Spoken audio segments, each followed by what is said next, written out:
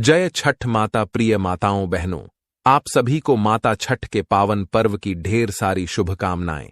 मित्रों, आज की जो कथा है बहुत ही सुंदर और पौराणिक है। इस कथा को जो भी माताएं बहनें सच्चे मन से श्रवण करती हैं, उन्हें छठ माता की कृपा से संतान सुख की प्राप्ति होती है। प्रिय माताओं बहनों, यह पौराणिक कथा भगवान श्री हरि विष्णु जी ने माता लक्ष्मी को सुनाई थी। वही कथा आज हम आप सभी को सुनाने जा रहे हैं।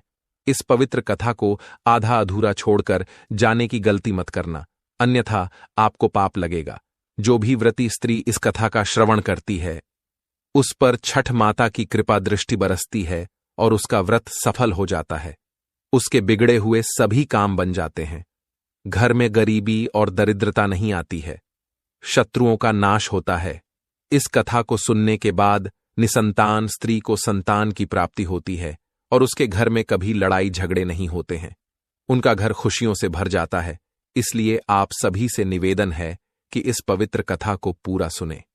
मित्रों, मैं जगत के संचालक भगवान श्री हरि विष्णु से हाथ जोड़कर प्रार्थना करता हूं कि जो भी श्रोता गण इस कथा का श्रवण कर रहे हैं, आप उनके सभी मनोरथ पूर्ण कर देना और उन पर सदैव अपनी कृपा दृष्टि बनाए रखना। तो चलिए मित्रों, इस महान कथा को प्रारंभ करते हैं। एक बार की बात है, भगवान विष्णु जी क्षीर सागर में शेष नाग की शैया पर बैठे हुए थे। तभी उनके पास माता लक्ष्मी आती हैं और भगवान विष्णु को प्रणाम करती हैं और फिर भगवान विष्णु जी से कहती हैं, हे जगत के नाथ, कृपया आज आप मुझे देवी छठ की व्रत कथा सुनाइए और यह भी बताए कि इस पवित्र व्रत को कौन से मनुष्य नहीं रख सकते हैं। हे प्रभु, मैं आपके मुख से इस पवित्र कथा को सुनने के लिए उत्सुक हूँ। माता लक्ष्मी की यह बात सुनकर भगवान विष्णु जी मुस्कुराते हुए कहते हैं, हे देवी लक्ष्मी, आज मैं तुम्हें भगवान सूर्य देव की बहन देवी छठ की कथा सुनाने जा रहा हूं। इस कथा को ध्यानपूर्वक सुनना। फिर भगवान विष्णु जी कथा सुनाते हुए कहते हैं, हे देवी, अनेकों वर्ष पहले की बात है। चंद्रभागा नदी के किनारे एक सुंदर सा नगर था। उस नगर में एक किसान अपनी पत्नी के साथ सुखमय जीवन व्यतीत कर रहा था। उस किसान का एक बेटा था जिसका नाम देवांतक था। समय के साथ जब वह बड़ा हुआ तो किसान ने उसके लिए एक सुंदर सी कन्या खोजकर उसका विवाह कर दिया। मित्रों, आगे भगवान विष्णु जी कहते हैं, हे देवी, किसान की जो बहू थी वह बहुत ही दुष्ट स्वभाव की थी। वह अपनी सासू मां की कोई भी बात नहीं मानती थी। वह सदैव अपनी मनमानी करती थी। जब उसकी सास उसे पूजा पाठ करने के लिए कहती तो वह साफ साफ मना कर देती थी। ऐसे ही दिन व्यतीत हो रहे थे। फिर एक दिन कार्तिक मास की शुक्ल पक्ष की चतुर्थी आई। उस दिन किसान की पत्नी बहुत प्रसन्न थी, क्योंकि उस दिन से माता छठ का 4 दिवसीय पवित्र पर्व शुरू हो रहा था। उस किसान की पत्नी ने घर की साफ सफाई की। उसके बाद अपने बेटे देवांतक की सलामती के लिए माता छठ का व्रत रखा और माता छठ की पूजा के लिए अपने पुत्र को हवन सामग्री लाने के लिए हाट भेज दिया। उसके बाद किसान की पत्नी ने अपनी बहू से कहा, बेटी, तुम भी मेरे साथ माता छठ का व्रत रखो। तुम्हें अवश्य ही माता रानी की कृपा से एक गुणवान पुत्र की प्राप्ति होगी। अपनी सास की यह बात सुनकर उसकी बहू को गुस्सा आ गया और उसने गुस्से में कहा, सासू मां, यह सब बेकार की बातें हैं। मुझे इन सब बातों पर यकीन नहीं होता। भला छठ व्रत रखने से कैसे पुत्र की प्राप्ति हो जाएगी। अपनी बहू के ऐसे वचन सुनकर किसान की पत्नी को बहुत दुख हुआ। फिर उसने अपनी बहू से कहा, हे बहू, आज मैं तुम्हें माता छठ की एक पावन कथा सुनाती हूं। इस कथा को सुनने के बाद तुम माता छठ की परम भक्तन बन जाओगी। मित्रों, आगे भगवान विष्णु जी कहते हैं, हे देवी लक्ष्मी, किसान की पत्नी अपनी बहू को माता छठ की कथा सुनाते हुए कहती हैं, हे बहू, प्राचीन काल में एक राज्य था। उस राज्य में प्रियवद नाम के राजा राज्य करते थे। उनके राज्य में चारों तरफ सुख शांति थी। उनके पास धन धान्य की कोई कमी नहीं थी। लेकिन इतना सब कुछ होने के बाद भी वह दुखी रहते थे, क्योंकि राजा प्रियवद की कोई संतान नहीं थी। वे इस बात को लेकर हमेशा चिंतित रहते थे कि उनकी मृत्यु के बाद इस विशाल राज्य का उत्तराधिकारी कौन बनेगा और प्रजा की देखभाल कौन करेगा। राजा प्रियवद की पत्नी मालिनी भी इस बात से काफी दुखी रहती थी। एक दिन राजा प्रियवद अपने कक्ष में बहुत ही उदास मन से बैठे हुए, तभी उनके मन में कश्यप मुनि से मिलने की इच्छा हुई और वे अपनी पत्नी मालिनी को अपने साथ लेकर महर्षि कश्यप के आश्रम में जा पहुंचे। आश्रम पहुंचकर राजा प्रियव्रत और रानी मालिनी ने महर्षि कश्यप को प्रणाम किया। फिर महर्षि कश्यप ने अभिवादन स्वीकार करते हुए कहा, हे राजन, क्या बात है, तुम राजपाट छोड़कर मेरे आश्रम में क्यों आए हो? सब कुशल मंगल तो है ना? महर्षि कश्यप की यह बात सुनकर राजा प्रियव्रत ने बहुत ही दुखी मन से अपने मन की व्यथा बताई और कहा, हे मुनिवर, हमारे विवाह को कई वर्ष बीत चुके हैं, किंतु अभी तक मुझे संतान सुख की प्राप्ति नहीं हुई है। हे मुनिवर, कृपया आप मेरा मार्गदर्शन कीजिए और मुझे संतान प्राप्ति का उपाय बताइए। मित्रों, इस प्रकार से राजा प्रियव्रत के आने का कारण जानने के बाद महर्षि कश्यप ने राजा प्रियव्रत को पुत्र प्राप्ति का उपाय बताते हुए कहा, हे राजन, यदि आपको संतान सुख पाना है तो आपको पुत्रेष्ठी यज्ञ करना होगा। यदि तुमने उस यज्ञ को विधि विधान से संपन्न कर लिया तो अवश्य ही तुम्हें एक गुणवान और भाग्यशाली पुत्र की प्राप्ति होगी। किंतु याद रहे, इस यज्ञ को बिना कुछ खाए पिए अपनी पत्नी के साथ मिलकर करना, अन्यथा तुम्हें इसका दुष्परिणाम भुगतना पड़ सकता है। महर्षि कश्यप की बात मानकर राजा प्रियव्रत उन्हें प्रणाम करते हैं और अपने राज्य को वापस लौट आते हैं। उसके बाद राजा प्रियव्रत पुत्र प्राप्ति के लिए पुत्रेष्ठी यज्ञ का आयोजन करते हैं।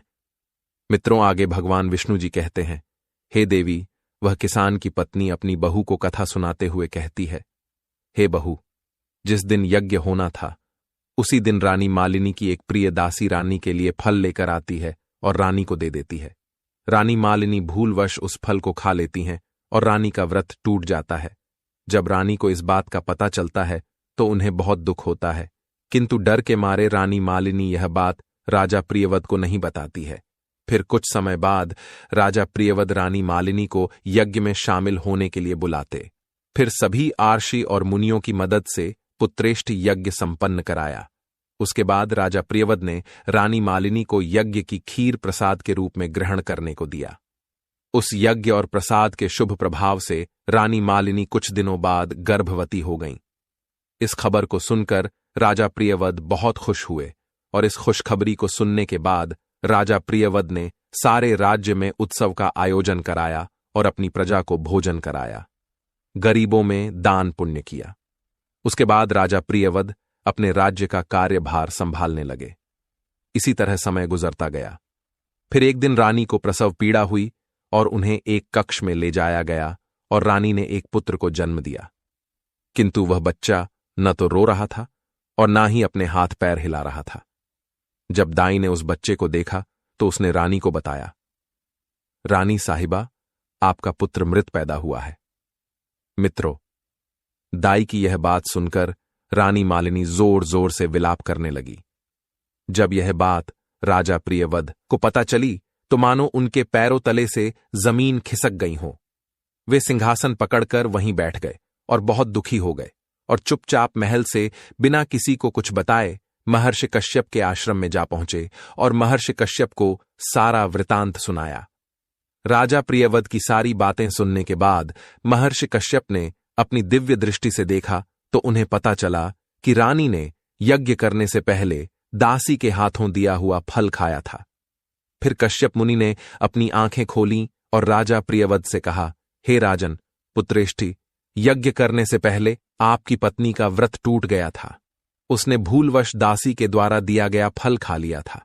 रानी ने डर के कारण तुम्हें यह बात नहीं बताई, जिसका दुष्परिणाम तुम दोनों को भुगतना पड़ा और रानी ने मृत बच्चे को जन्म दिया।